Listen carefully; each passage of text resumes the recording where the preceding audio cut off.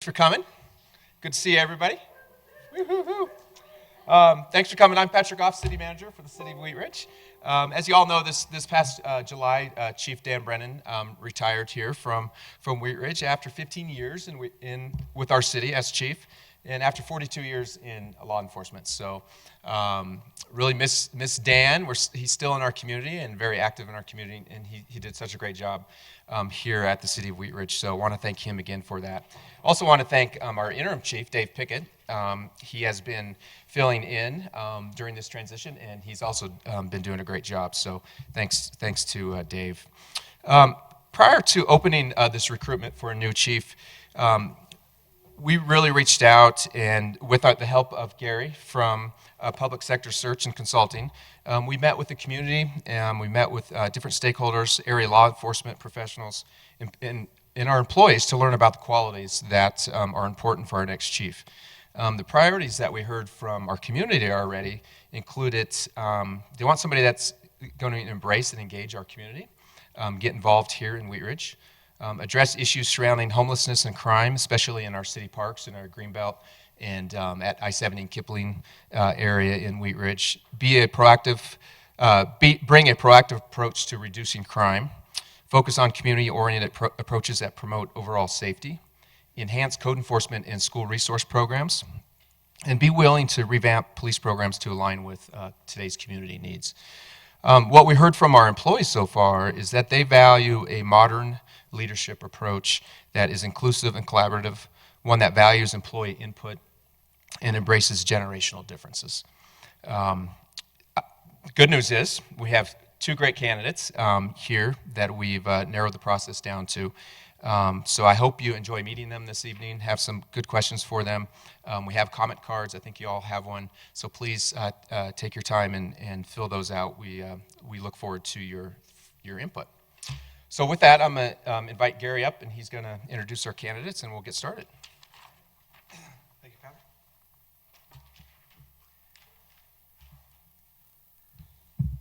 Patrick. So before I start, I do want to say that I've been working with the city's fine HR department on this search, and they are top-notch. So I want to get that out of the way. Tonight's a special night because the community gets to weigh in on the chief process. You get to ask questions of the candidates. We're going to ask questions from the podium. You're going to be able to. We're going to pass a mic and have you ask questions, and then hopefully we'll have some questions from Facebook Live. So at the back of the room, we have refreshments. Allie wanted me to get that on. Housekeeping, restrooms are out the door to the right, so know that. And again, I know the city manager said complete the comment cards, but really complete the comment cards. He's going to review them before he makes the final decision. So both candidates' cover letters and resumes have been made public.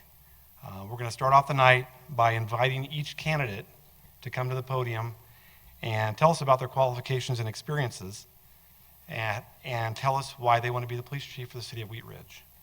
And so we're going to start off with Deputy Chief Chris Murtha from the Prince George County, Maryland Police Department. I'd like to invite Chris. Thanks, Chief. Good evening, everybody. Mr. Goff, thank you for inviting me back. I appreciate it. Before I get started, there was a critical incident today in Arvada, I believe. I just wanted to say that my thoughts and prayers, and I don't want to speak on everybody's behalf, but I believe in this room, everybody's thoughts and prayers go out to that officer and his, hopefully his quick recovery process from some pretty serious injuries, I understand. So I don't have the latest update, but my thoughts are with him and his family as we go forward tonight. So I am Chris Murtha. I'm currently a Deputy Chief of Police in Prince George's County, Maryland. I know that's far from here, so I'll give you a quick explanation of what Prince George's County is and where it stands in this country. So Prince George's County sits on the east side of Washington, D.C. Prince George's County is a county of about 1 million people. It is a majority-minority county with about 67% African American. Somewhere between 10 and 20% is Hispanics that live in that community. We have a large number of undocumented immigrants in our community as well. And then there's various other cultures, backgrounds, ethnicities that are part of our county, Prince George's. Prince George's County, just so you have a reference point, is home to the University of Maryland. It's home to FedEx Field, where the Washington Redskins play. It's home to Andrews Air Force Base, where the president flies in and out of. It's home to the National Harbor Convention Center, with the Gaylord Convention Center, in the MGM Casino, a multi-billion-dollar investment in Prince George's County. It's geographically diverse, it's ethnically diverse, and economically diverse. It's urban, suburban, rural, 500 square miles, and the folks there are as diverse as any place in this country. Prince George's County Police Department is about 1,600 plus sworn members with about 300 civilian members. Of the 1,600 members that are assigned to Prince George's County, I oversee about 1,000 in patrol with another 150 or so civilian employees that work in my bureau. My bureau is, the Prince George's County Police Department in general is as ethnically and diverse as the county is as a whole. So Prince George's County Police Department is very reflective of its community, and I think that's important. And that transitions all the way through the highest ranks in the department, all the way through the rest of the agency. Prince George's County Police Department is a community-oriented policing agency. We rely heavily on community-oriented policing. I oversee 8 district stations. I oversee our Special Operations Division, and I oversee our Community Services Division. So there's a lot of work there. Throughout my career, I've worked as a patrol officer, I've worked in investigations, I worked in a corruption squad doing investigations for public corruption, for political folks, and for police employees as well. I've also commanded our Special Operations Division, been a commander of our Special Services Section, which oversees FedEx Field and Civil Disturbance Unit. I've been involved in a multitude of different events as a commander in SOD, including barricades, civil disturbance. I led our troops up in the Baltimore riots with Freddie Gray. So I've had plenty of experience in our Special Operations Division, but my heart is in patrol, where I've been for the last 6 years, well, actually 7 years. I was the commander of our District 3 station, our busiest district station, in one of our most challenged areas. I was the operations commander for the Bureau Patrol, which was the person who sits underneath me as the rank of major. And then for the last 4 years, I've been the bureau chief for Prince George's County. That's the longest serving bureau chief in the history of the Prince George's County Police Department. I'm proud of that, but with any luck, it would be the last year I would be the deputy chief in Prince George's County. But it's been a great experience, but none of that really matters. I know that's big city talk for folks in Wheaton. It doesn't really matter if you don't have a connection to the community. And the greatest pride, the greatest experience I've had is my connection to the community, our connection as an agency, because that's what's given us historic crime reductions in Prince George's County. 65% crime reduction in 6 years, which is why people come to us to ask how you're doing it, which is why educational institutions come to us and say, hey, how did you get to that? That's based on the COPS model, community-oriented policing. It's based on community relationships. Our partners are our community, and our community is not just the citizens, it's the business partners, it's our law enforcement agency partners, it's our own police department as partners. We have a very collaborative and a very engaging command staff. I'm part of that command staff. We go out and we speak to the community every chance we get, and we spend a lot of time out there laying the foundation for what is not just crime reduction, but a return on our investment in terms of the economic growth in Prince George's County, in terms of the general overall satisfaction with our police department, and our ability to recruit and retain police officers. So that's a little bit about my background and where my experience has been. I've been sort of on the front lines for a long time. I've been doing this job for quite some time, and I enjoy it. So why am I here in Wheaton is the question, right? I'm here in Wheaton, and I'll try and be brief about this story, but I used to live in Colorado. My wife and I got married, and we moved to Colorado in the early 90s with our first child, and we lived in Denver, just on the east side of Washington Park. Enjoyed our time in Denver, really enjoyed our time in Denver. Not just the mountains and not just the city, but actually the people that were out here.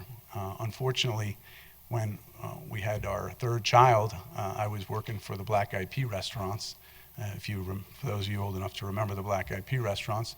And that was about a 60-hour-a-week job, maybe a little bit more. I was never in a great position to come home and help her. So at some point she said, you know, I like the people here, but they're not family. We might need to move back, and we did. But with the caveat that we'd come back at some point, never knowing when that would be.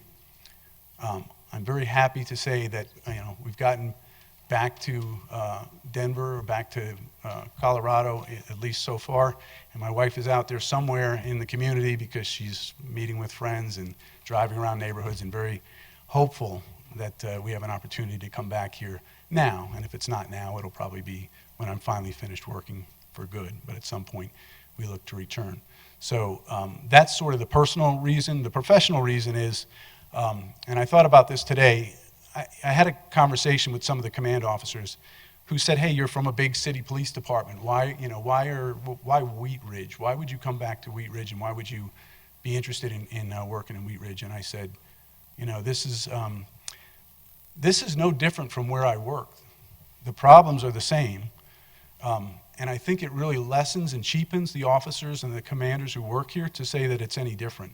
There are problems to solve in Wheat Ridge the same as there were in Prince George's County.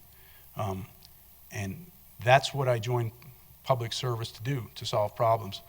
I'm proud of solving problems. I'm proud of the relationships I built, and there's no reason I wouldn't want to continue those in Wheat Ridge. To sit atop an organization is a special place in policing. I don't always have to say I'm the last line in my chain of command.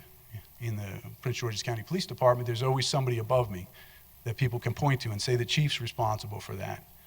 I think my experiences, my background have led me to a place where I'm hopeful and believe that I am the right person to sit atop an agency and lead that agency, because my experiences have gotten me to the point now where I'm comfortable to say that I can deal with just about anything that's thrown at me, and I have experiences upon experiences to go back and rely on to make those decisions. So I hope that answers those particular questions, Gary.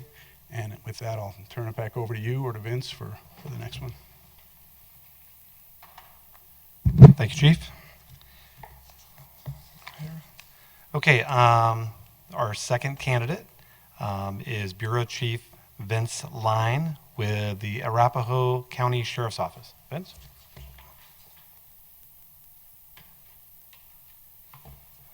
Good evening, everyone. Thanks for coming tonight. Really appreciate you guys showing up for this. I think it's indicative of the interest that I know already exists throughout the city and what it is that the police department's doing, and the fact that you're sitting here showing up for an event like this is pretty telling about your interest in the police department and what the police department is doing to serve the community. So I appreciate you being here. Likewise, thanks to Mr. Goff and the Wheat Ridge staff that we've been dealing with, not only today, a long day today, and a couple of weeks ago, but we still have some more to do tomorrow. And so much appreciated for the opportunity to be here. I really appreciate it. I echo Chris's statements about the officer, the Denver officer who was injured in Arvada earlier today, and certainly thoughts and prayers with him and his family for a speedy recovery, and any resources that can be provided that might be helpful. Certainly we stand ready to do that. I'm a Colorado native. I was born and raised here. I'm a product of Denver Public Schools. Don't hold that against me. I grew up not too far from here. My parents still live relatively close to where we're at right now. So I've pretty much spent my entire life in the state of Colorado, except for time I spent on active duty. I'm a military veteran. I spent time on active duty as a medical specialist. I've had the opportunity to serve as a paramedic. I've also seen the fire side as a wildland firefighter. So essentially my entire adult life has been dedicated to service to the public in some form, either at the federal level while in the military, or the last 19 years at the Arapahoe County Sheriff's Office, where I'm currently at. Like I mentioned, 19 years at Arapahoe County. I started my career there as a civilian, which I think is really important. I think that experience starting my career as a civilian, as a 911 dispatcher and call taker, has helped shape a lot of what I've done on the sworn side. I think it's also helped create those relationships and bridge the gap between sworn and civilian staff. And so I'm proud of the time that I spent there and thankful that it has helped me in my career. My current assignment is as a bureau chief overseeing the Detention Services Bureau. There are three bureaus at the Arapahoe County Sheriff's Office. One is the Public Safety Bureau, which is essentially patrol, investigations, and special teams, kind of the forward-facing part of law enforcement at the Sheriff's Office. Then there's the Support Services Bureau, which includes a number of things like human resources, internal affairs, training, records, communications, and some other functions, emergency management, finance. And then detention services, which includes the jail, court services, campus security, and some other special teams and functions. I've had the opportunity to oversee all three bureaus. There really is no aspect of a full-service law enforcement agency that I haven't had some experience in, either directly supervising or at the command staff level. I was originally promoted to command staff back in 2008, so I've got 11 coming up on 12 years of experience at the command level, either as a captain or as a bureau chief overseeing major operations. As far as my career goes, after I spent time as a dispatcher, I assessed for and got the opportunity to go to the academy, which was great. I spent some time in detention services as a line level officer, and then assessed and went to patrol. On patrol, primarily I was assigned to what we refer to as Precinct 5, which is an area that is very, very close to what you find and see and experience here in Wheat Ridge. So Precinct 5 borders Denver just like Wheat Ridge does here, only on the other side of town. So it's squished between Denver and Aurora, but similar challenges where it's a smaller area bordered by a big city and has some of the same issues. During that time, I got the opportunity to be trained in responding to mental health issues. I think I attended one of the first what's referred to as CIT classes when they came to Colorado, Crisis Intervention Training.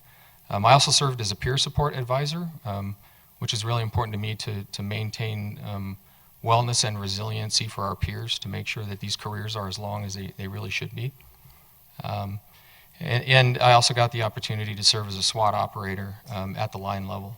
So I got to see the tactical side and then also the mental health side and patrol response. I then promoted to sergeant. When I did, I got the opportunity to go back in and serve in detentions as a first level supervisor. I did that for a very short period of time and then right back out to patrol and assumed a position as a patrol sergeant. Did that for a little while. During that time, I returned to the SWAT team as a SWAT team supervisor. I also started Arapahoe County's first gang unit back then, and then also served as the coordinator of the peer support unit to continue to serve our peers and make sure that their wellness is taken care of. I then promoted to lieutenant.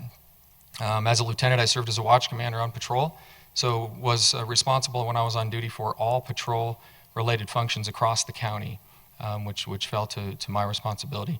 And then again, I got to return to the SWAT team, which was fun, and I got the opportunity to serve as the SWAT team commander and oversee significant major tactical operations during that time frame. In fact, I also had the opportunity to serve as the Mobile Field Forces commander during the Democratic National Convention, if you guys remember that significant event that occurred here in the Denver area. I then got promoted to captain. My first assignment as a captain was the Bureau Commander for Professional Standards. That's where I really gained a lot of experience in police accountability and making sure that significant standards are met. Also got experience overseeing accreditation. The Arapahoe County Sheriff's Office is accredited in multiple facets. Law enforcement is just one of them. The Wheat Ridge Police Department is also accredited through the same organization, and I have served as a team leader and assessor for that organization. It's referred to as the Commission on Accreditation for Law Enforcement Agencies. So I've got quite a bit of experience serving in that capacity and with ensuring that agencies meet not just national but international standards for policing. After my assignment in professional standards, I moved back to patrol and saw all of patrol operations as the patrol captain. At the time, and this is still the case, the Arapahoe County Sheriff's Office provides a full-service law enforcement contract to the city of Centennial. If you're not familiar with where that is, it borders Denver on the southern side. In fact, Arapahoe County does that, borders Denver on the southern side, and includes some major cities on the south end of town. The city of Centennial's at the time had right at about 100,000 citizens and a relatively large budget to manage. So a little bit larger than what Wheat Ridge is now, but certainly some of the same experiences again with a city that borders, a major city like the city of Denver, and some of the same challenges that you see here in Wheat Ridge. From there, I promoted to bureau chief, and at the bureau chief level, my first assignment was to oversee public safety. So all of public safety includes all of patrol services, investigations, and then all the special teams that full-service agencies like that have. So a canine unit, a bomb unit, the SWAT team, hazmat, wildland fire, a number of special teams. Then the theater shooting occurred, if you guys recall that, and there was a significant death penalty trial that followed that. And so to take advantage of an opportunity to gain experience at the executive level in a portion of the agency I hadn't seen yet, I transferred to detention services to oversee that major effort. And so that kind of culminates with why I'm here today. This is opportunity seeking for me. I think the city of Wheat Ridge has some unique challenges that are a good fit for my experience.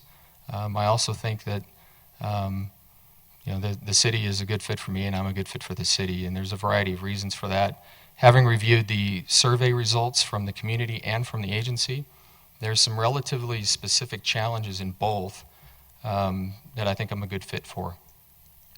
One of those things is the Citizens Advisory Board. I'm intrigued by that idea. I know that advisory board is relatively new, but I think it's a very important piece of what's occurring in the Wheat Ridge Police Department right now to make sure that not only standards are met, but that there's some sort of outside entity that at least has a voice to ensure that transparency is occurring for the police department. So I'm interested in that. And so along with other challenges that the city is facing right now, I think my experiences are a good fit for the potential opportunity to serve you and your neighbors as the next police chief of the city of Wheat Ridge. So, and I'm glad you guys are here tonight, and hopefully we can get some additional questions answered for you.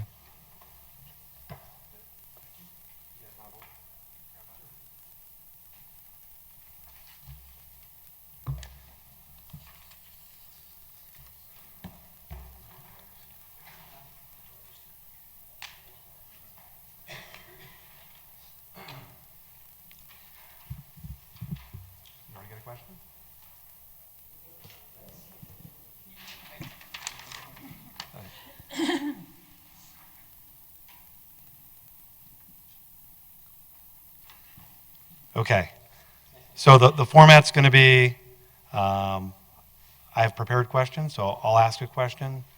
We'll have the community members who are here ask a question, then we'll do a Facebook question, okay? So let's start with Chief Murtha.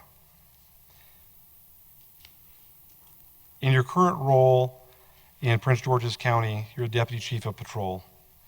Tell us about the value you place on patrol services and why.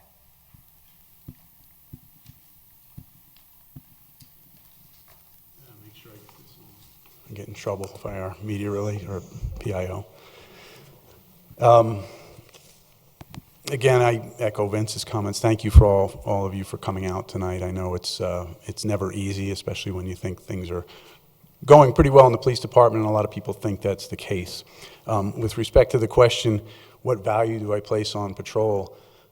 As a patrol commander for the last 4 years, going on 5 years, as an operations commander in patrol, as a commander of the District 3 station, our busiest station, that's where my heart is, because I think patrol does so much. I talk to young officers about what it means to be a patrol officer, because everybody else is a support to that patrol officer. The value of that individual in patrol is really not, you're unable to measure that. I'm not talking about just what it costs to pay that person or their benefits, but everybody who works in dispatch, everybody who works at my level, we're working to support their efforts on the street. They're the first people to respond. And it's important that we get it right with those folks. They're the ones that are dealing with people on a day-to-day basis. When I call for the one of our emergency services teams to come out and deal with a situation. A patrol officer has already dealt with it, and they haven't dealt with it with a patrol shield or specialized equipment. They've dealt with it with what they have between their ears and what training we've given them. So I think the value of patrol is really immeasurable, and the value of the patrol officers is always underestimated. But it's incredibly important to any agency, any city, any department. The city the city managers and the city politicians will know about issues that happen with patrol officers more so than anybody else in the community. They will hear about it, good and bad. So they're our representatives. They're the boots on the ground, and it's certainly undeniably the most important role, I think, in the agency. While their other roles are important, what we put on the street is our face. So, Thank you.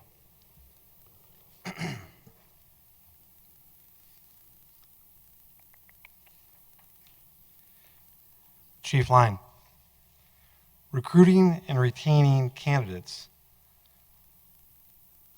Recruiting and retention of candidates for a police officer are two separate issues. There's recruiting and then retaining. So first, how do you recruit a diverse pool of candidates? And secondly, how do you keep them? Well, I'll address it just like you asked it in that order, if that's okay, Gary. Those are two completely separate issues, recruiting and retention. Obviously, they're very interconnected, but they're separate issues. Recruiting is difficult right now. The pool of candidates that we have enjoyed in the past is much different. It's much smaller generally than pools have been in the past. And you have to ensure that the candidates you do have in that pool are qualified and interested in doing the work. It's also important to make sure that we're recruiting for police officers to serve the community, provide that key level of service in the 21st century, not in times past. And our recruiting has to model that change, if you will, in culture and law enforcement. So to make sure that recruiting is occurring for diversity, you have to go out and meet the candidates where the candidates are.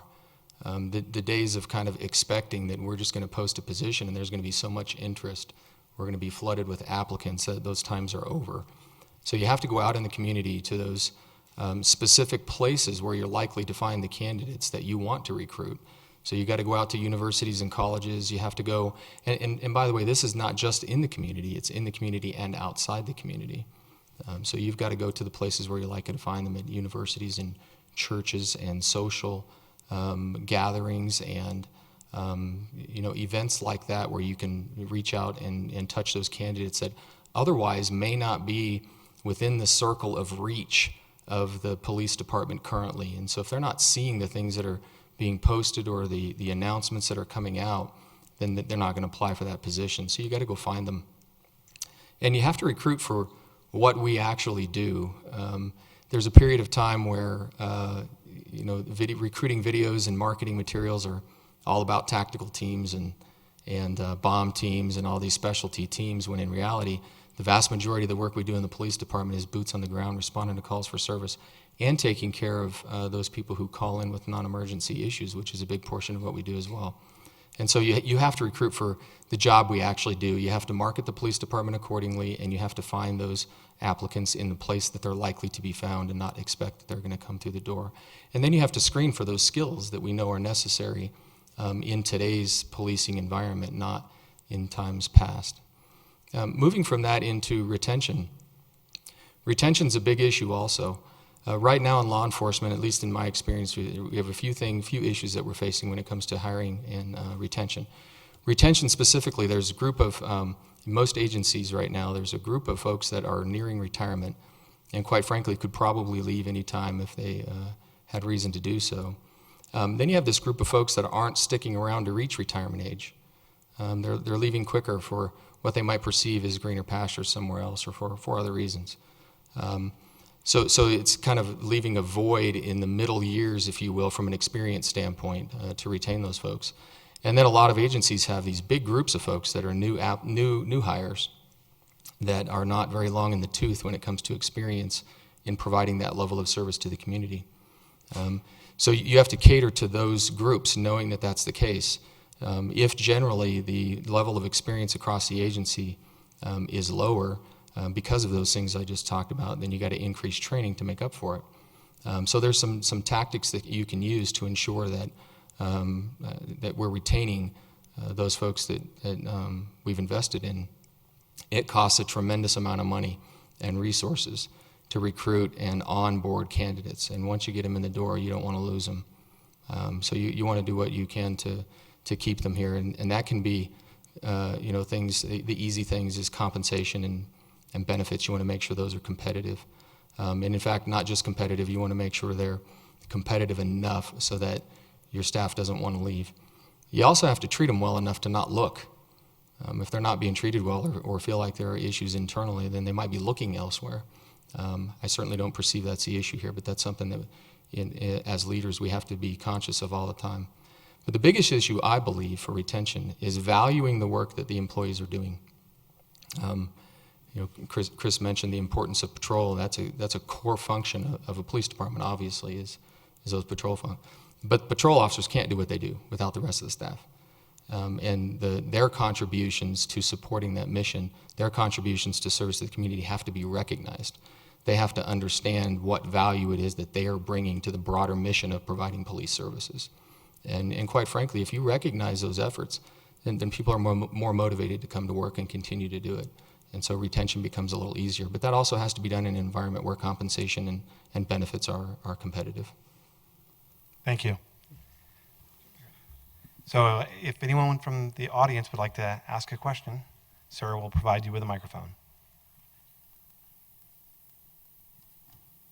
Well, it's not particularly a very sexy thing that a cop does during the course of their work. Wheat Ridge is unique in that, Denver doesn't have a lot of major north-south, east-west thoroughfares. Wheat Ridge is surrounded by bigger cities, and we're getting ready at some point to widen Wadsworth.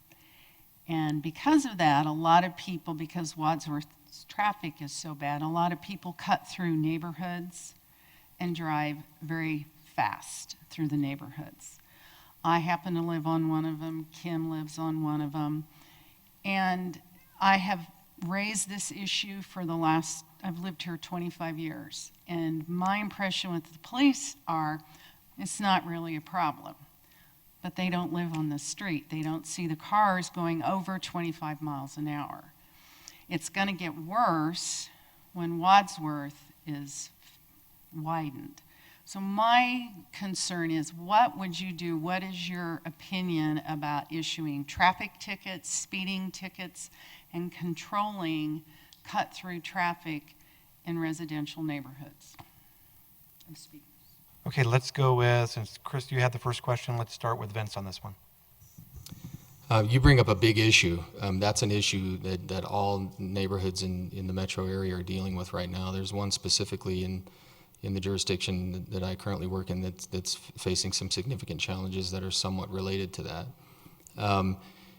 Stopping overflow or cut-through traffic it can't be done, but we can deal with related issues. I mean, ultimately, city streets can be utilized by those folks who are commuting and traveling through the city. But typically, with cut-through traffic like that, they're speeding. There's unsafe conditions.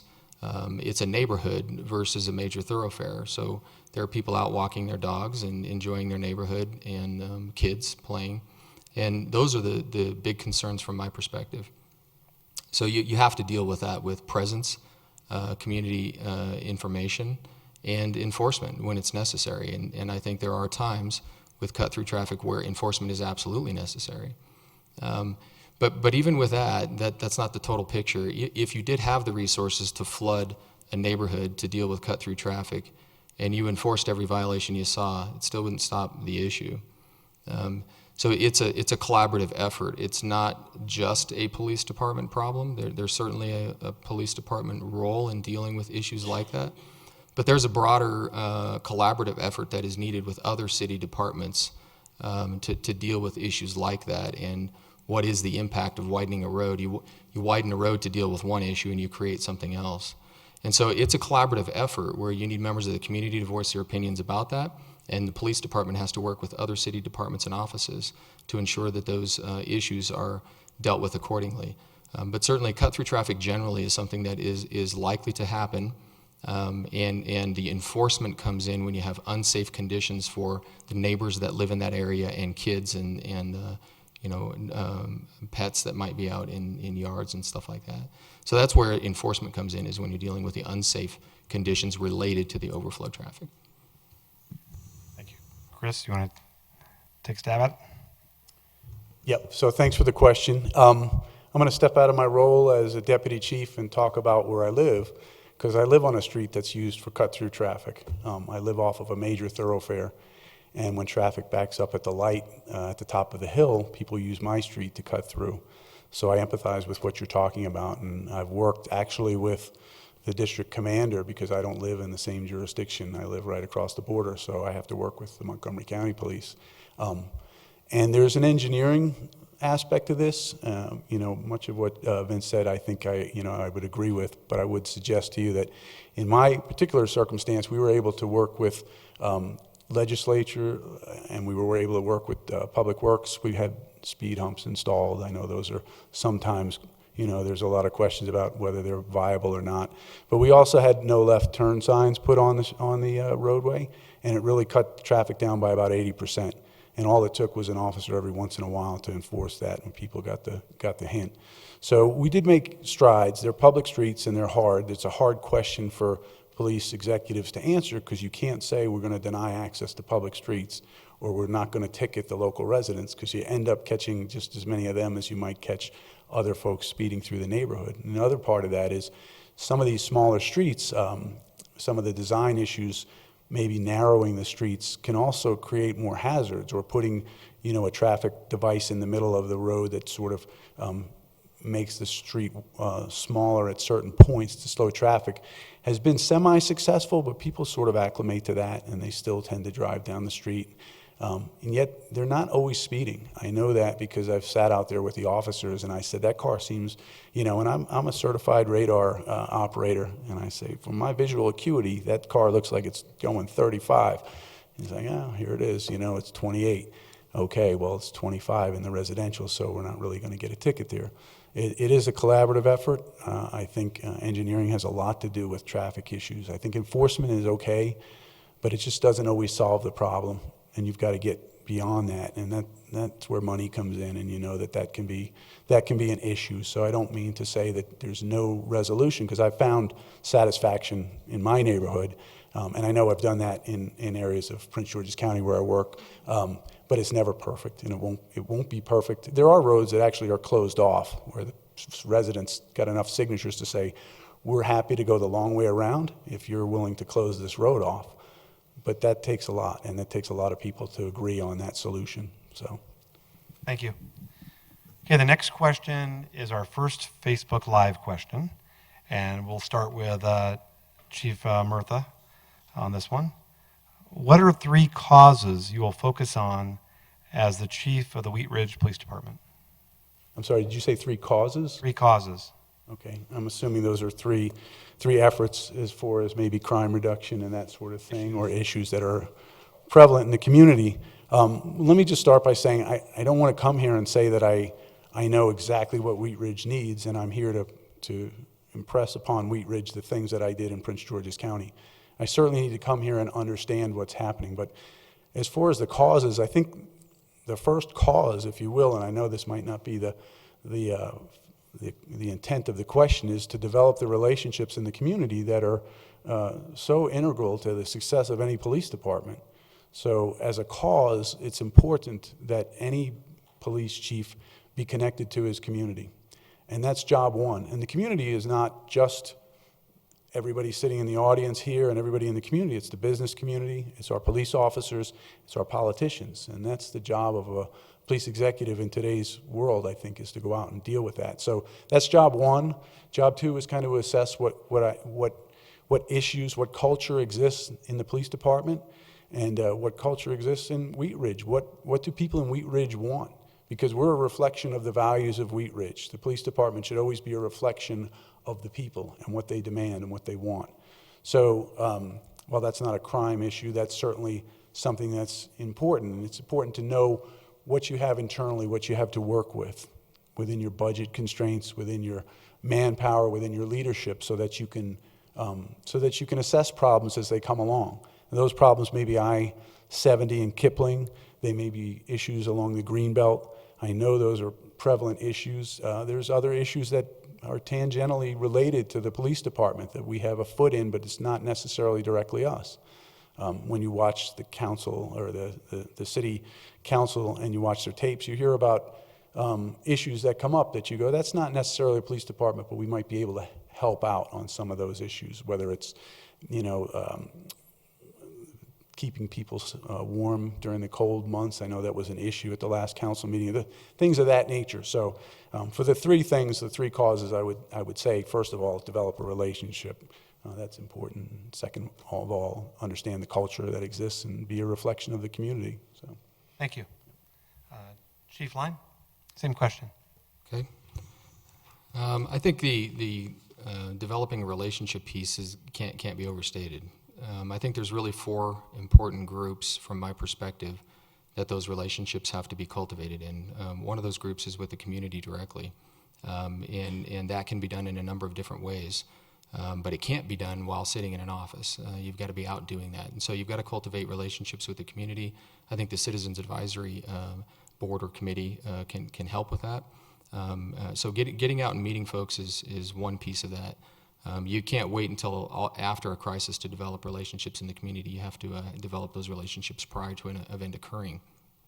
The second one of those is city staff, and there's got to be relationships between the police department and other city staff departments and offices to break down any internal silos that might exist and have solid relationships so that these collaborative efforts we talk about can actually come to fruition.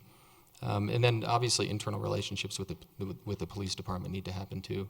And so some initial meetings and relationship building with folks. In fact, I think that's something that can happen here. A lot of agencies, big agencies, like the one I'm coming from, and perhaps Prince George's County that he's coming from, similarly, they're big enough where it's difficult to have individual relationships with each employee. But Wheat Ridge is not that way, and I think that's important to develop individual relationships with everyone. I think we can be more efficient if that's the case. And then building relationships with our partner agencies, fire departments, the rescue staff that might be responding, our peers and law enforcement agencies around the area. So I think communication is a big piece, and I'd say that's one of those causes. The other one is the community at this point has spoken to some degree about what their needs are through the survey that was conducted. Obviously, I-70 in Kipling is a big issue. Calls for service in the area of I-70 and Kipling appear to have gone up from about 13% just a few years ago to over 30% today. That's a major issue that needs to be addressed, along with homelessness, which has been raised as well. So the community has already identified that they would like more done with the homelessness population in Wheat Ridge. There's a lot more research that has to be done. And there's a lot of strategies that can be developed with other service organizations to determine how best to deal with homelessness, but certainly that would be an area of focus. And then the last one that I think is really important is there just needs to be some review time to analyze what data exists and determine how to recognize as many efficiencies as possible. Staffing throughout the agency has been something that was noted in the internal survey by staff as being a concern of theirs. And so recognizing some efficiencies in the police department to try to move staff accordingly or allocate them appropriately so that there are more patrol officers on the street to handle the high call volume is important. There's a couple of goals listed in the 2020 budget that I think will help with that and would be included in this bullet, if you will, and that's bringing a web-based reporting system to Wheat Ridge to try to decrease some of the times that an officer has to physically respond and try to free up some of that time to perform other functions. Another one of those goals is move towards e-filing with the DA's office, which will cut down significantly on the workload of the investigators getting their files and documents over to the DA's office. And so I think there's some things in the pipeline already that need to be accomplished, and then evaluate what the workload is, and then you can determine where additional resources perhaps can be reallocated to that core function of providing the direct service from a patrol perspective. Thank you. Do we have a question from the community? Not sure which one of you was first.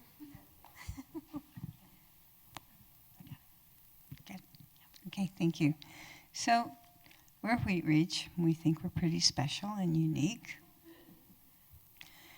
And we may or may not be. And so as you think about how you address the community's desire to be treated specific to its unique challenges and its very active social media vocalizations, and I think the changes that have happened to the community over time as it sort of resides in this time warp, perhaps, in its surrounding communities. How do you see yourself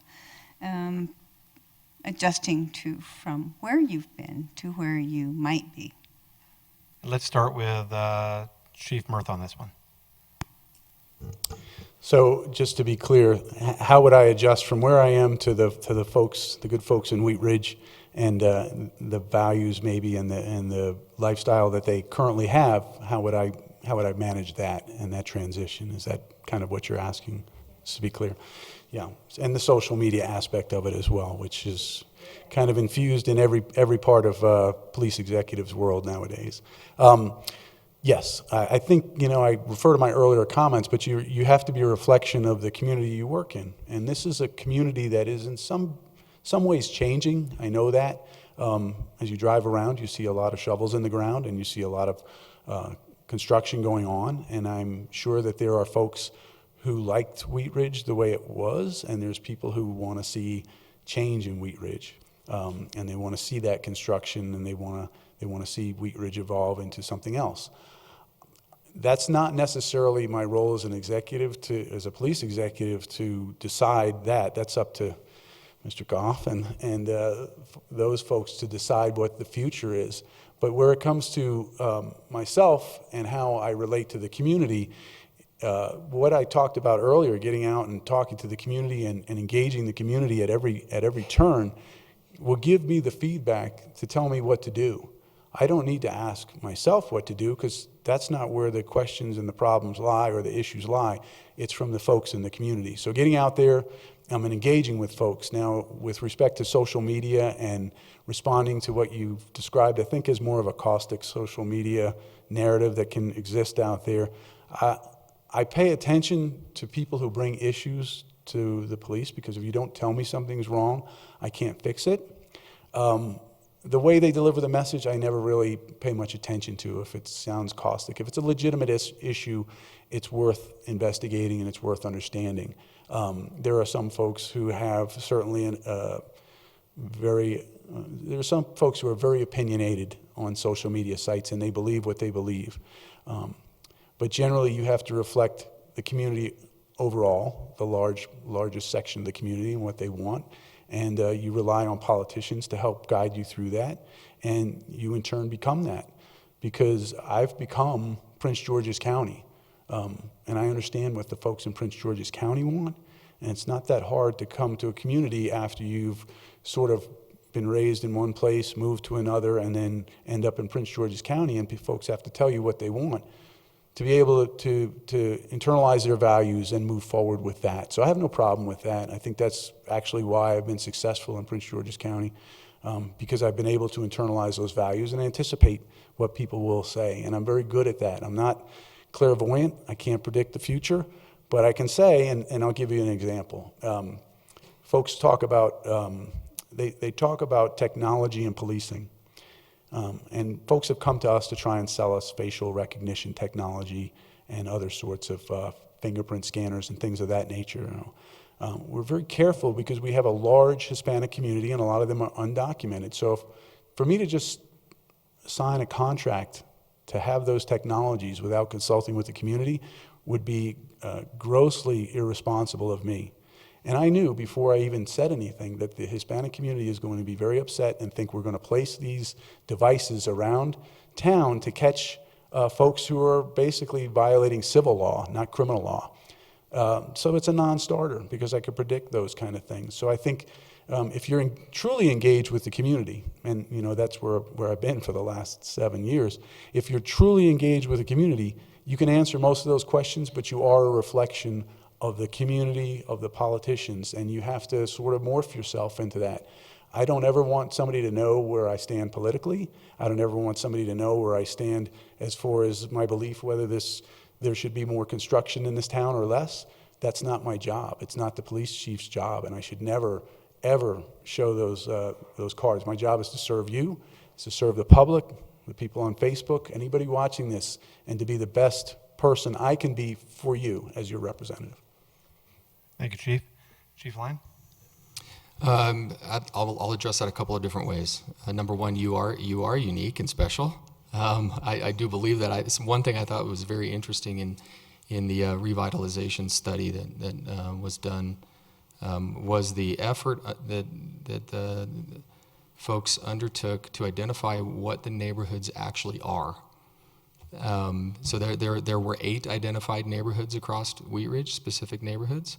Some of the information in the report led me to believe that not everyone in attendance in the room even agreed on where those boundaries were.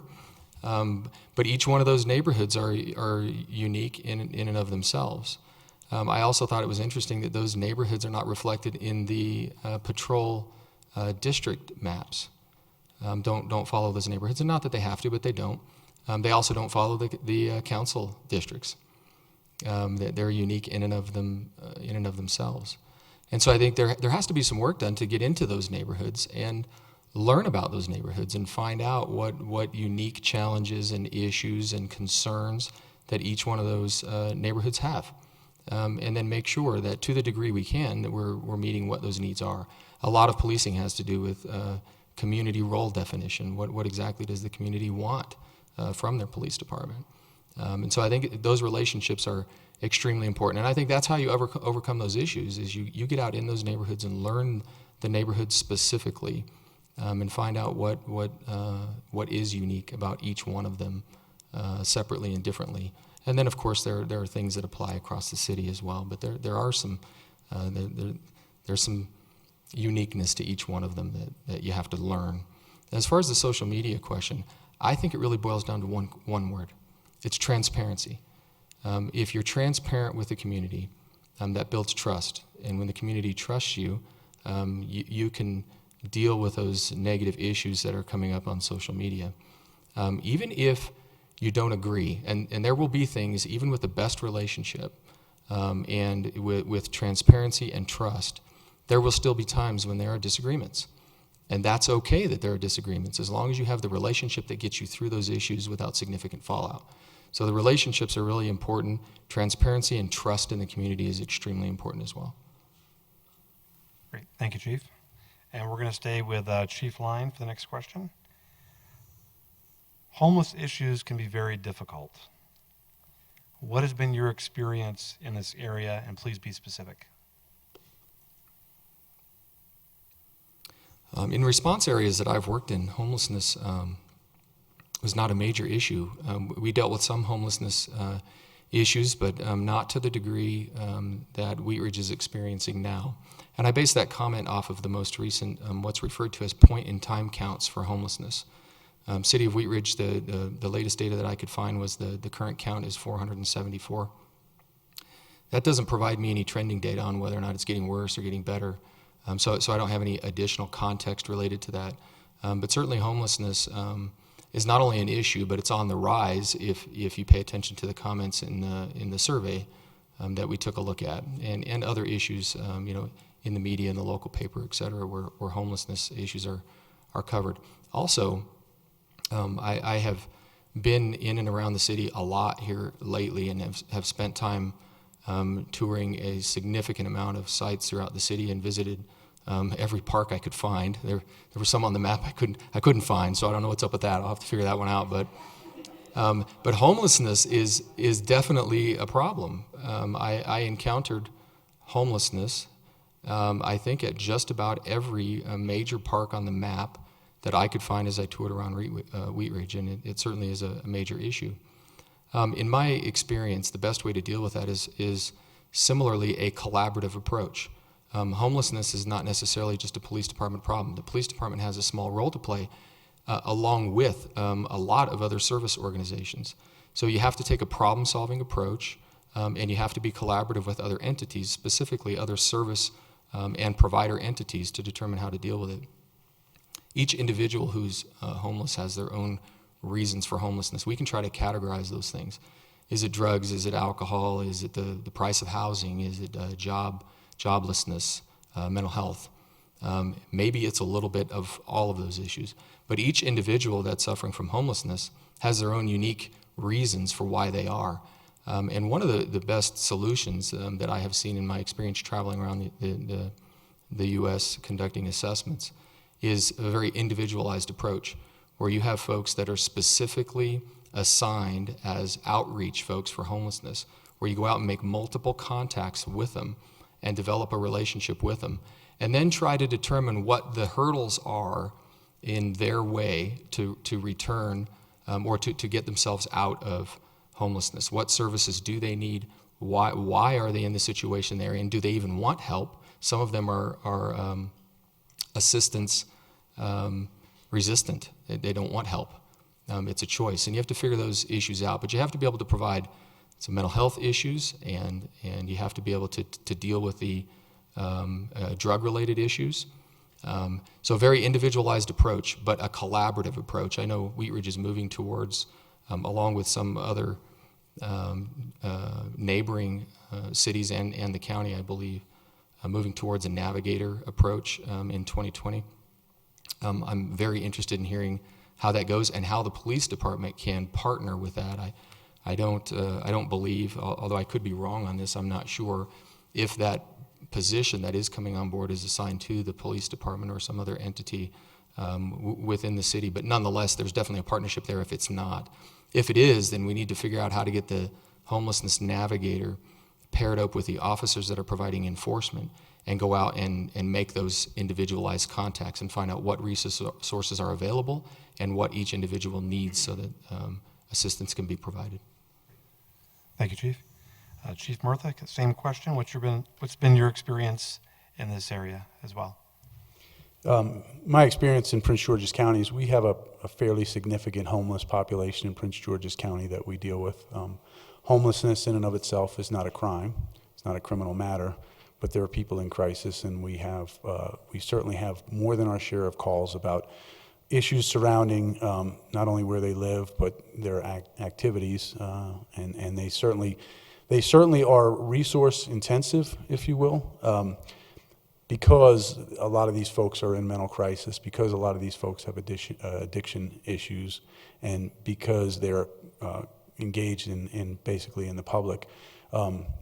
There's a lot of folks who are out there living day to day and panhandling and trying to get by. What we've been successful is actually one of the approaches that Vince talked about, but where we have somebody assigned to that specifically, and not just an individual officer, but actually a joint agency group that goes out and deals with these folks and knows them.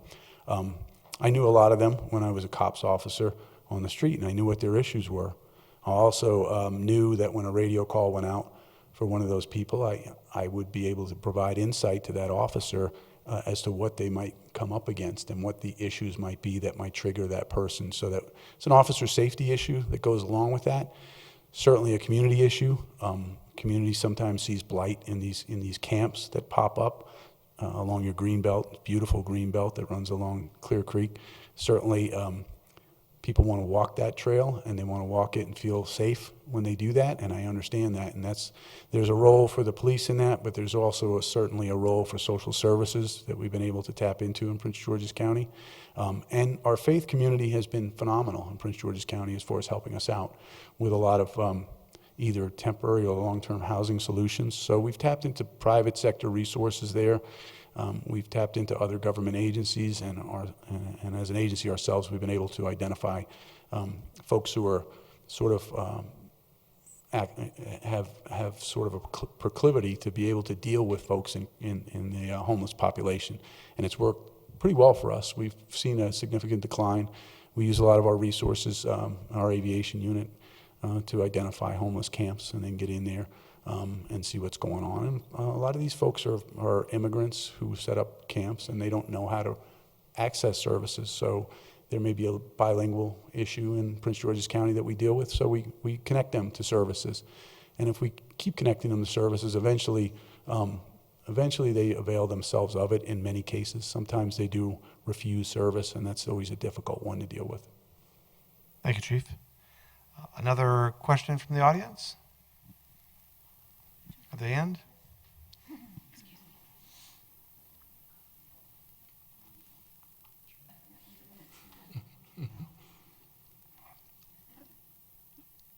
So should the Wheat Ridge PD cross paths with ICE? Granted, I don't know what the probability of it is, but should that happen, what's your take on Wheat Ridge PD or any local resources, be that Jeffco, because I believe they're the facilities that we would use for any jailing, using local resources to enforce federal law? What's the legality of it? What's the morality of it? What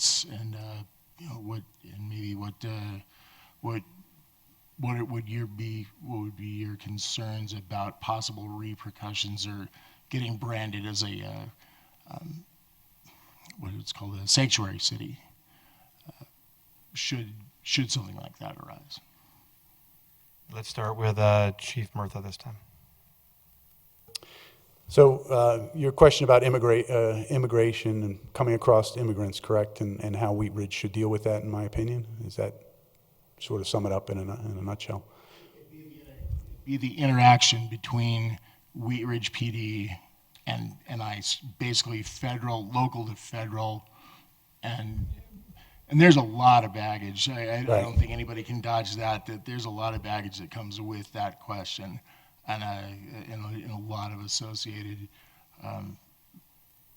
questions and how one would deal with that. Yep. So I'll give you my experience again from Prince George's County, because that's where I work. Immigration is an issue that's handled at the federal level. So immigration issues are generally handled by federal authorities.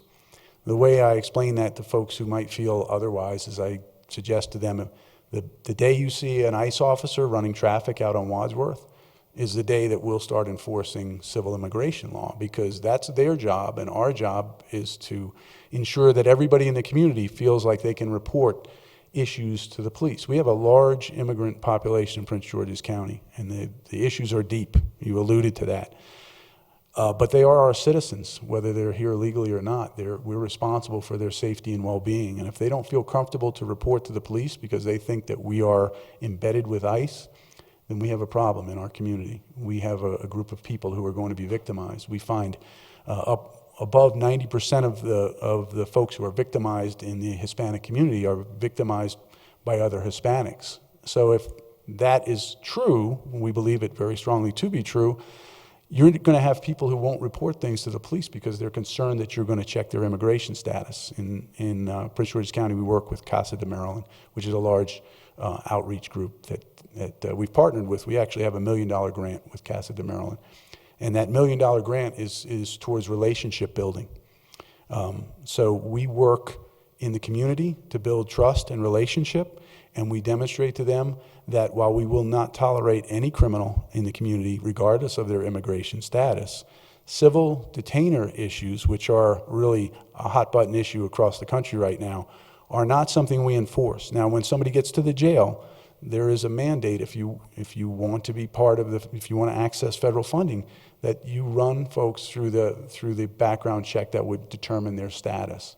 In Prince George's County, the Department of Corrections is separate from the police department. That stands alone, and they do perform that function. I understand people's reservation about what issues would come if we were a sanctuary city. In Prince George's County, there has been votes. There's upwards of 30 municipalities. Probably half of them are sanctuary cities.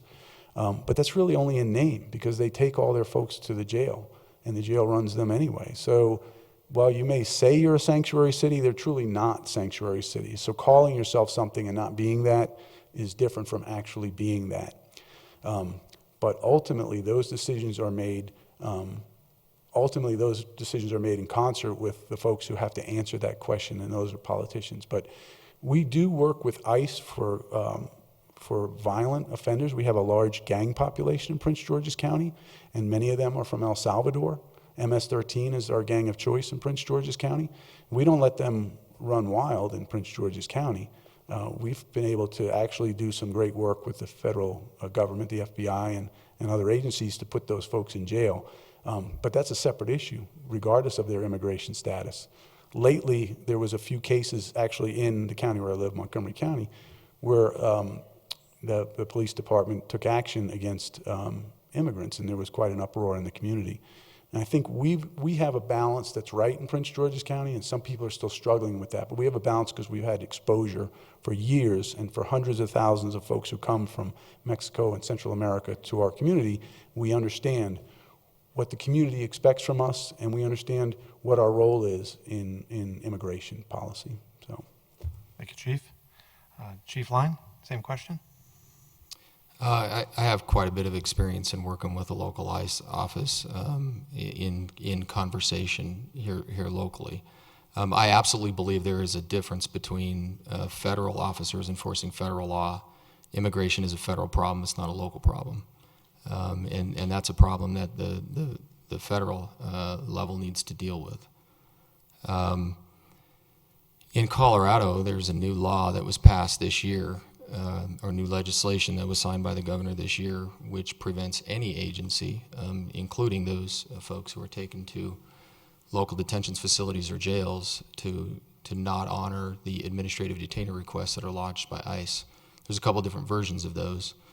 And so even if ICE happens to come across information that they believe that someone may be illegal and they request a detainer, they are not honored in the state of Colorado currently as a result of that new legislation.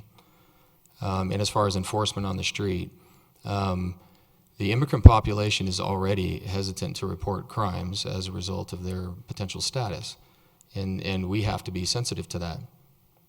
We don't want people living in fear, not only in fear of potentially their immigration status, but in fear of being victimized over and over again because they don't feel comfortable coming to the police to report those issues. So we have to create an environment where everybody's comfortable in reporting so that we can do our jobs at the local level and leave the federal issues to the federal level. But the detainer issue is not an issue in Colorado anymore, at least as a result of the new legislation that was passed this year. Great. Thank you. Anyone else want to ask a community question? Go ahead, let her. Good evening. Chief Line touched on this a little bit when he was talking about resource allocation, but I'm just curious, since data is such a big part of our lives these days and there's so much of it collected, even in a police agency, what type of data-driven approaches have you used? And I guess more importantly, what types would you want to incorporate in the Wheat Ridge Police Department? I lost track. Who's up? I think Chief Line, I think you're up. Okay. So that's a pretty broad question. There is a lot of data that is collected, law enforcement data. I'll start with data-driven approaches, and then maybe we can talk a little bit more broad about data generally. There's a lot of ways to apply data to determine resource allocation. One of the things that I have done in the past is run significant and comprehensive resource allocation or resource deployment efforts across the entire agency. So not just in patrol services where that's easy to see and kind of contemplate, but across the agency in our civilian positions and investigations and to determine appropriate resource allocation. Every time that has included significant amounts of data and analysis. Some of the things that we look at for that, as it pertains to resource allocation specifically, determining what the district should be, how many folks should be assigned, what the shift length should be, stuff like that, is not only calls for service, but what are those calls for service, and are they weighted based on the number of resources needed to respond to those calls? A good way to look at it is a simple theft at a retail location is going to require one type of response. A homicide call, completely different type of response. So you can't just look at calls for service generally, and a lot of times agencies get stuck on that, and they look at just simply what are the calls for service and where are they at in the community, and they'll deploy their resources accordingly. But you really have to go a little deeper than that. So you have to weight those calls for service and determine resource allocation. You have to look at time of day, day of the week, and when are those things occurring and where are they occurring. You also have to contemplate response time to those calls for service and making sure that resources are pre-positioned in a way that response time, especially for the priority calls, is as short as possible to get resources on scene. So those are the types of things that you can look at from a data perspective to determine resource allocation. And there's a lot more to it. That's a very summary description of what that might be. One of the effective ways that I've used in the past for response has to do with hotspot mapping. So determining where crimes are occurring and when they're occurring, and then pre-positioning resources to deal with those issues. And even more importantly, having resources to deal with those issues on the back end is one way to deal with it.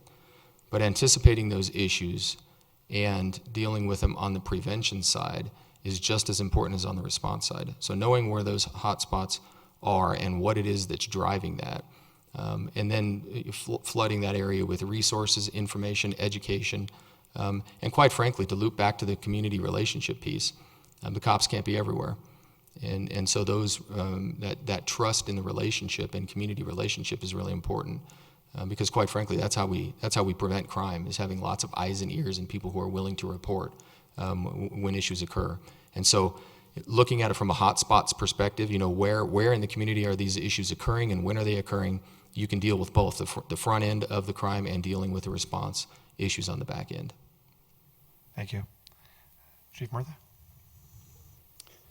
Thank you for the question. I appreciate it because in Prince George's County, we use data extensively. I do. I'm renowned as kind of a data junkie.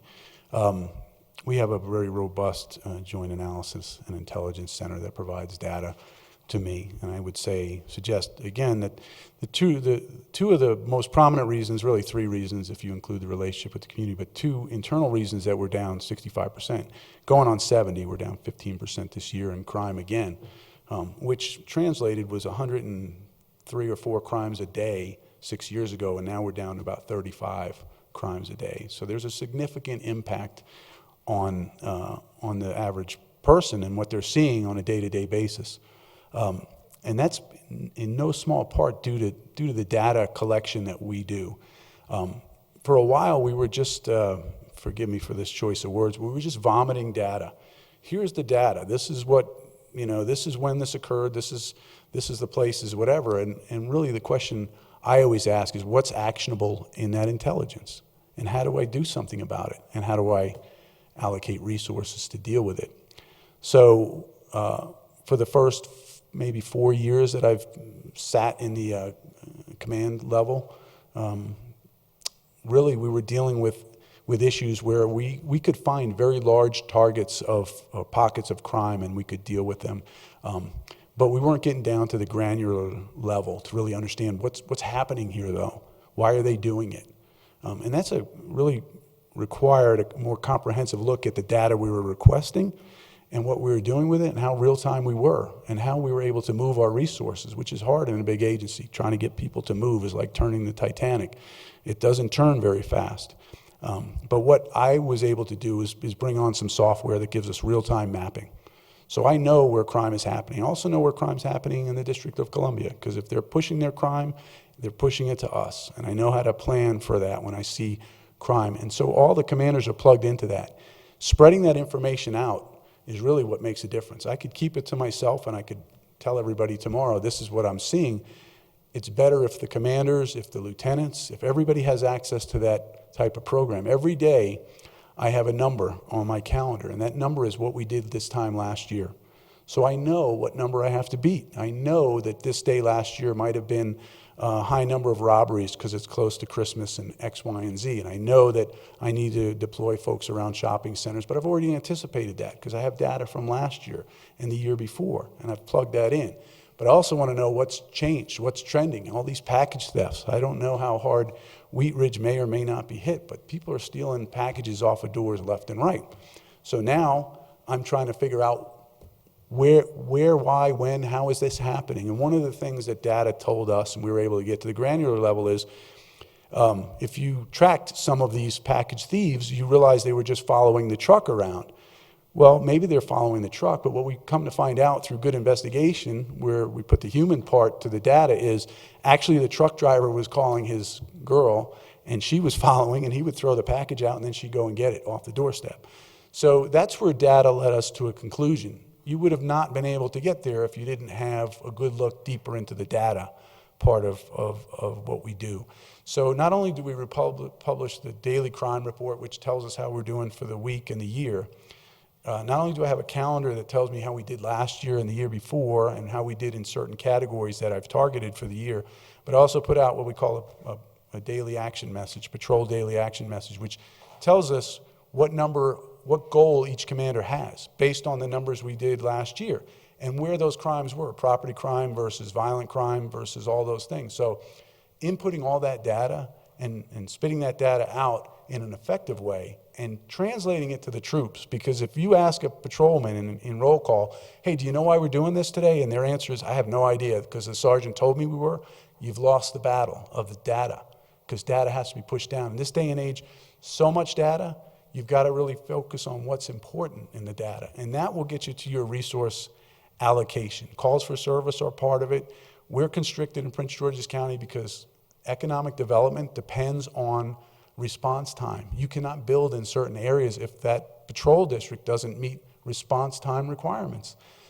That puts a lot of pressure on us, right? Now I'm trying to figure out how do I get, and geographically you may be in a district that's not very high in crime, but is so geographically spread out that you're thinking, my goodness, now I've got to add more patrol people to a place that might not need it to meet the economic development quotient that gets me, or the algorithm they put out. So there's a lot that goes into the data, and there's even more that goes into resource allocation. It's a daily issue, but it's one I'd like to think we've been successful at in Prince George's County because the numbers don't lie in that respect, and we've been able to do a lot with the data we've cultivated. Thank you. Okay, so I know we had one person that wanted to have a question over here. Was your question answered? We are. But we're going to do a 2-minute closing for each candidate, and we do have time for one quick question if you want to ask your question. Come all the way over here. You got to ask your question. Thank you. First of all, I just am so impressed with both of you. I think it's really exciting for Wheat Ridge to have such high quality candidates here, so thank you. So I'm going to lower this a little bit, Sarah, thank you.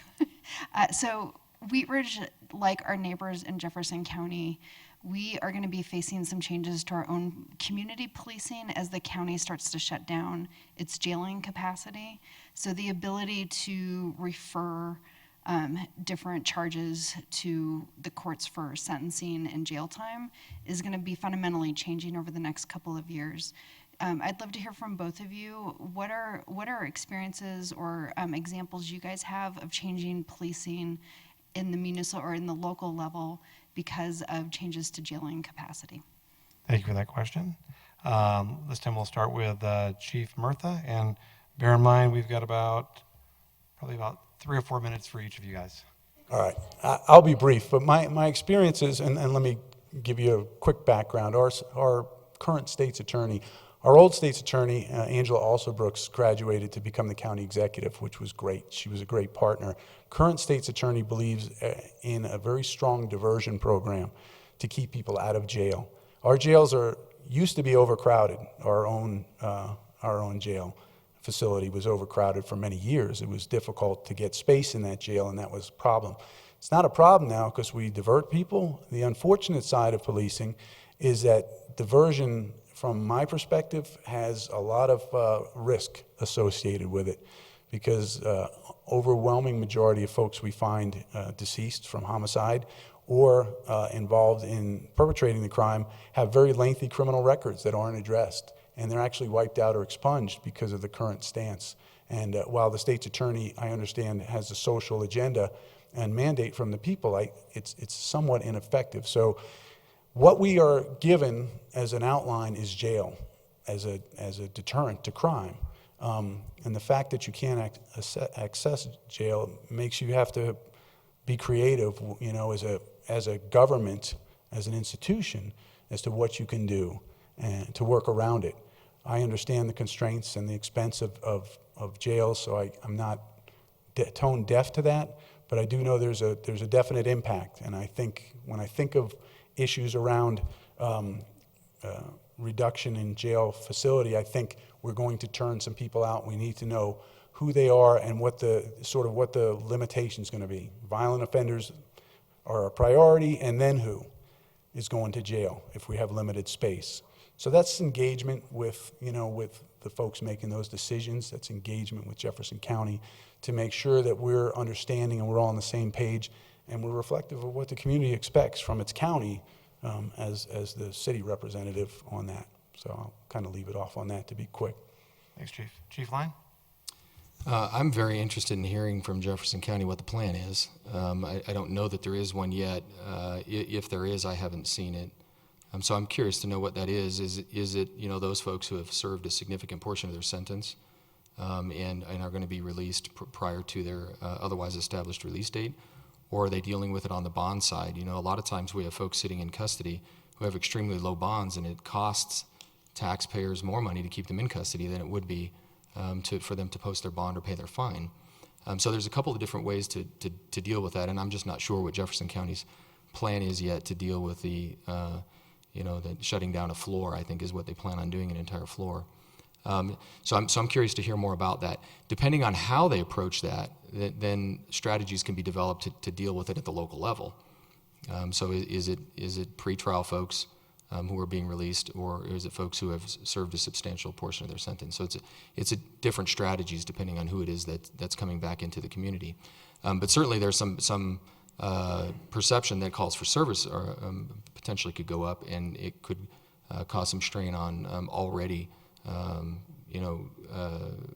strained resources at the local level in Wheat Ridge and in surrounding communities. And so that's certainly a concern. There's also some other concerns that are related to that might just be important to note. There's some additional legislative changes that, there's a lot of criminal justice reform issues going on in Colorado right now, or efforts going on. And one of those is to deal with the bonding side. And a lot of felony drug-related crimes this year were reclassified to misdemeanors starting 1 January. And what that does from a broader standpoint, if you look at the issue a little deeper, is that instead of those folks, when they're sentenced, if they're sentenced, going off to DOC, they stay at the local jail, increasing the capacity of the local jail and compounding the problem that Jefferson County is already facing. And so I think it's important to keep an eye on those bigger issues, even at the legislature level, when we're contemplating what may happen at the local level. But certainly, I think some information, some broader information about what the plan is would be helpful to provide a more in-depth answer about what impacts there would be at the local level and how to strategize for those. Thank you, Chief. Since you have the mic, we're going to do 2-minute closing or anything else you'd like to add, and then we'll go from there. Okay. Again, I just want to thank everybody for being here tonight. I'm incredibly grateful for the opportunity to be here with all of you. So thank you to Mr. Goff and the rest of the city staff, and Gary, to you for the opportunity to be here. I'm incredibly humbled by that opportunity, and I'm committed to providing an exceptional level of service, not only to the city and its citizens, which I think is most important, but also to the women and men in the police department who certainly are deserving of that high level of service, and I'm committed to providing that. I'm committed to developing and maintaining exceptional relationships in those 4 categories that I talked about earlier, and doing so based on transparency and trust. I would love to have the opportunity to to serve all of you and your neighbors as the next chief of police for Wheat Ridge, and I'm looking forward to that opportunity. Thank you, Chief. Chief Murtha. So again, thank you to everybody who took time out of your evening to come here, and for those folks tuning in on Facebook Live, my friends in Prince George's County would say I have a face made for radio, so I apologize to those folks who had to look at me all night. I do take policing very seriously. It's a passion I have. I think I enjoy my job. I think everybody should have fun at their work, and I do. I have a tremendous amount of fun coming to work every day and working for the people, and satisfaction I get out of that job is really immeasurable. You couldn't put a dollar amount on it. The opportunity to come to Wheat Ridge is really something that's special to myself and my wife, and I hope that people understand that the commitment to uproot your family and move halfway across the country for the potential for this job is nothing I think folks should take lightly, because that's what we want to do. That's what we're willing to do, and this is a great opportunity, not only for us to come back to Colorado, but for me to sit atop an agency. I've been doing this work directly for quite some time, and I'm proud of the way we do it, proud of the way I do it. I'm proud of the results that I've gotten and the track record that it shows. And I think many of those skills are transferable to Wheat Ridge. They're scalable. Obviously, this is a smaller scale, but any experience is good experience, and that's what I hope to bring. I just want to answer a couple of questions that came up throughout the day that I think deserve a sort of a second go. People ask the question, why would you come here? You've been at a high-octane agency, and you've been working in a high-octane job with a lot of people. Let me just suggest that in some ways, I think people are looking at it incorrectly. It's a little, I wouldn't say disparaging, but I would never put the work down of the men and women of the Wheat Ridge Police Department, because it's every bit as important as the work of the men and women of Prince George's County. There's no difference. Police are police. I'm sure where Vince polices and where I police are very similar in nature. But this isn't a step down. And I think people are looking at it and talking to me about you would be stepping down. It's absolutely the opposite of that. This is a bigger puzzle to solve with less resources, as we talked about, with resource allocation in a place I want to be. So I don't want people to get this idea that you've gone to a lesser place. The men and women here are doing phenomenal work, and that's resulted in a positive rating in their surveys. Everywhere you look, on the niche, everywhere. That's attributable to a collaborative effort from city government and whatnot. But from my perspective, this is where I want to be. This is where my heart is. And if I'm given the opportunity, you'll see the U-Haul truck coming down 70 or wherever I'm coming from. So, thank you. Thank you, Chief. Thanks, Gary. And first of all, I want to also congratulate Mr. Line and Mr. Murtha. We didn't mention this before, but I think we received 77-ish, 80, we'll just say 80 applications for this position, very qualified positions. And first of all, I think that says a lot about our community, because these were very qualified people from local and across the country. So I'm very proud of that we have a department that is respected in that way. So congratulate both these gentlemen for making it to the final here. And I'm very excited. This is going to be a very difficult decision. I want to thank everybody for coming tonight. I know it's a week before Christmas, so it's a difficult time to get out. But really want to hear from you. And I believe people out there on Facebook can also submit comments, right? So if you're watching, please submit comments to us. And we're going to make a decision hopefully very soon. So we have another day tomorrow of grilling these two. So they've been through a lot over the last month or so. So thank you for participating. And I look forward to bringing the next chief to Wheat Ridge. Thank you.